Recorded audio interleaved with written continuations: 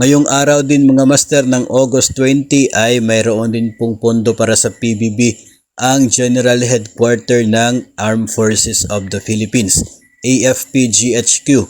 Available na po ang saro ninyo. Maging ang Governance Commission for GOCC, mayroon na rin po silang saro para sa kanilang PBB 2022. Ngayong araw din po yan, August 20, 2024. Kabilang din po sa nabigyan ng saro ngayong araw ay ito pong Central Office ng NEDA. No, sila din po ay mayroong saro para sa PBB 2022. Dagdag pa sa mayroong good news ngayong araw ay ang Civil Aeronautics Board, Philippine National AIDS Council at ang Philippine Sports Commission. Pare-pareho po sila na mayroon din pong saro ngayong araw para sa PBB 2022. So masaya po itong August 20 na ito dahil marami po ang nabibigyan ng saro galing po sa DBM.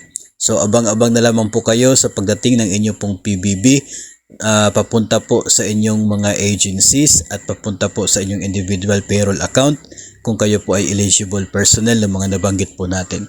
Yung mga hindi pa po nabigyan ay patuloy po tayo mag-monitor, baka po kayo na naman ang susunod na magkakatanggap ng good news para sa PBB 2022.